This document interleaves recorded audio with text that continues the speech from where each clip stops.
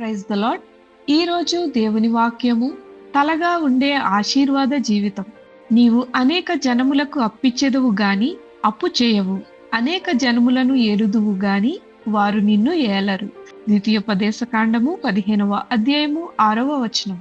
ఈ వాక్యం దేవుని ఆశీర్వాద జీవితం ఎంత ఉన్నతమైనదో తెలియజేస్తుంది. దేవుడు తన మాటకు విధేయులైన వారిని తగ్గించడు, హెచ్చిస్తాడు. అప్పు చేయకుండా అప్పివ్వగల స్థితి అంటే సమృద్ధి, స్థిరత్వం, దేవుని కృప అని అర్థం. ఇతరుల ఆధీనంలో కాకుండా నిలబడగల స్థితి అంటే ఆత్మీయ బలం, దేవుని అనుగ్రహం.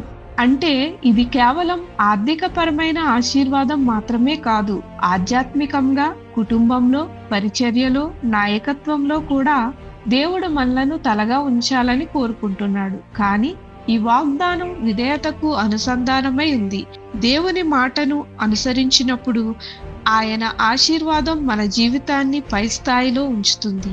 మన బలం, శక్తి వల్ల కాదు, దేవుని కృప వల్లే. కాబట్టి వినయంతో ఆయనపై ఆధారపడుతూ నడిస్తే ఆయన మనలను గౌరవ స్థానంలో నిలబెడతాడు. విధేయత ఆశీర్వాదానికి దారితీస్తుంది. దేవుడు తన ప్రజలను ఉన్నత స్థానంలో ఉంచాలనుకుంటున్నాడు. మన విజయం దేవుని కృప ఫలితమే. ప్రార్థన. ప్రభువైన యేసు, మా ప్రతి ఆలోచనలో మేము నీతో కలిసి ఆలోచించుటకు, దీవించబడుటకు సహాయము చేయమని యేసు నామములో అడుగుచున్నాము తండ్రి. ఆమేన్.